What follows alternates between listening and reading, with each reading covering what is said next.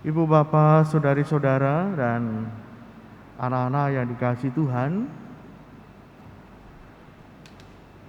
gereja kita pada waktu-waktu yang lalu seringkali kekurangan para pelayan, kekurangan pengurus, entah di DPP, BGKP, ataupun di lingkungan di wilayah.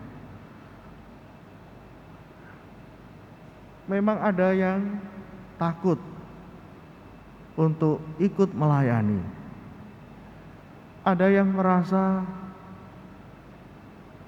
pelayanan itu banyak repotnya, makan hati. Apalagi kalau tidak tahu apa-apa, nanti ketika rapat, ketika pertemuan disalah-salahkan. Kadang-kadang pelayanan juga menjadi sebuah pekerjaan. Daripada waktu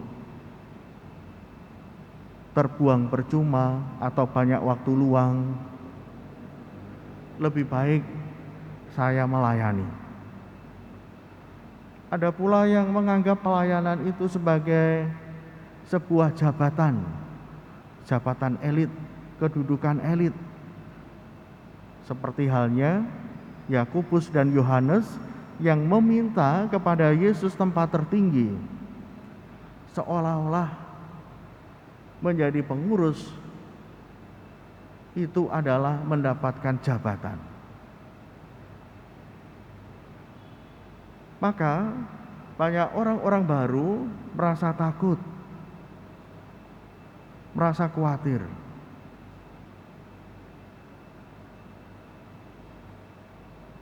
Jangan-jangan nanti malah dibully. Pernah suatu ketika saya punya pengalaman di sebuah rapat di mana ada beberapa senior, kalau mengusulkan sesuatu atau ada acara, mengatakan, ya pokoknya seperti ini, dari tahun ke tahun seperti ini. Lalu ketika usulnya tidak diterima, marah, mutung, kecewa, tidak lagi mau melayani. Apalagi kalau melihat ada orang-orang baru yang mau terlibat dalam pelayanan, sudah dicurigai, sudah diberi pesan panjang lebar, padahal tugasnya sederhana, tapi pesannya begitu panjang dan lebar, sehingga banyak orang-orang baru yang tergerak untuk melayani menjadi kecil hati, menjadi malu, takut, khawatir. Apalagi kalau membuat kekeliruan, lalu seolah-olah merasa dihakimi di muka banyak orang. Ibu bapak, saudara-saudari yang dikasihi Tuhan, bacaan Injil hari ini juga menceritakan hal yang sama. Para pengikut itu khawatir. Ada orang-orang yang ingin melayani, yang melakukan hal-hal yang dilakukan oleh Tuhan Yesus. Mereka mengusir setan, mereka mendoakan orang-orang. Para murid ini khawatir, kok ada saingannya, kok ada orang lain yang melakukan hal yang sama seperti yang mereka lakukan. Demikian pula dalam bacaan yang pertama.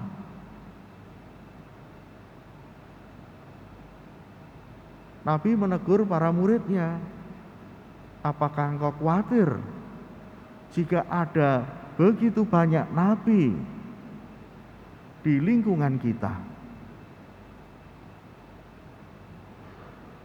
Ibu bapak, saudari-saudara yang dikasihi Tuhan, memang perkembangan zaman sudah mulai berubah.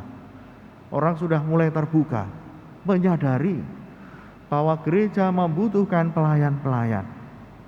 Mulai di tingkat lingkungan yang sekarang menjadi perhatian Ardas yang kedua ini, di tingkat wilayah, di tingkat paroki, dan pelayanan gereja itu begitu banyak sebenarnya terbuka. Di masa pandemi ada Satgas Covid,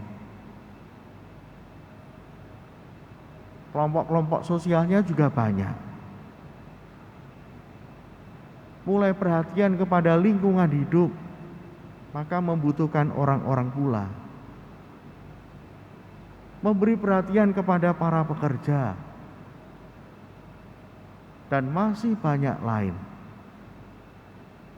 Oleh karena itu, ibu bapak, saudari-saudara yang dikasihi Tuhan, seharusnya kita dengan senang hati ketika ada orang yang tergerak untuk melayani. Biasanya saya mengajak orang untuk terlibat dalam pelayanan, itu saya lihat ketika seseorang aktif atau punya inisiatif, punya ketulusan dalam sebuah kegiatan.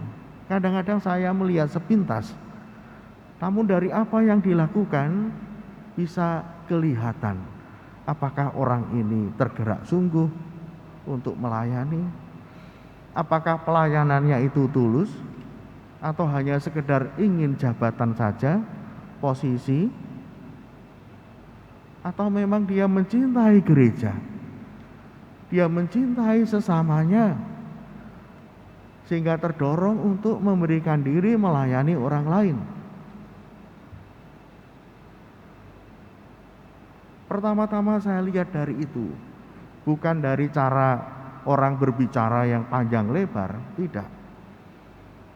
Tapi ketika ada kegiatan atau ada acara, peristiwa yang kadang-kadang kelihatan sepele, orang tulus atau tidak, orang bersungguh-sungguh profesional atau tidak dalam pelayanan, itu seringkali kelihatan dalam hal-hal yang kecil-kecil. Maka orang harus jeli melihat itu. Entah itu pengurus lingkungan, pengurus wilayah, atau di DPP, BGKP.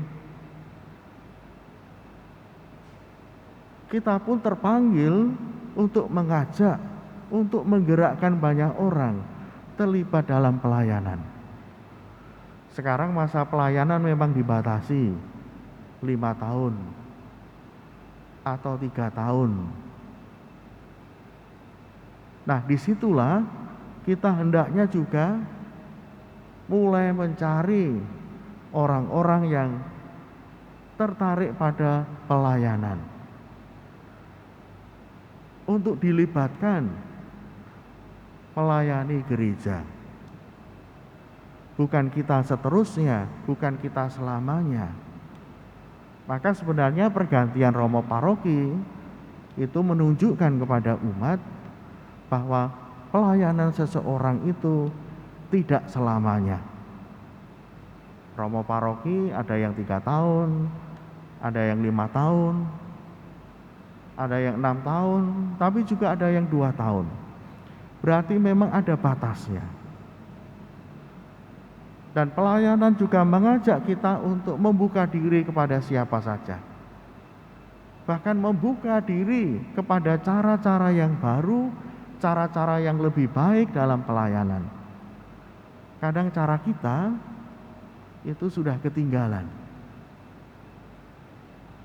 Banyak orang-orang yang punya pengalaman yang lebih baik, mungkin didapat dari kuliahnya, sekolah formalnya, atau pengalaman dalam pekerjaannya.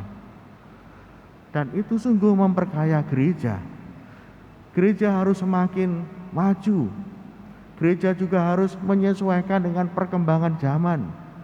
Tata kelolanya bukan dikelola dengan cara-cara yang lama.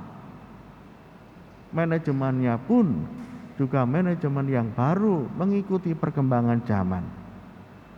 Nah, ibu bapak yang dikasihi Tuhan, Maka mari kita saling membantu, mendukung dalam pelayanan, terutama kalau kita melihat ada pengurus lingkungan yang kesulitan dalam menjalankan tugasnya.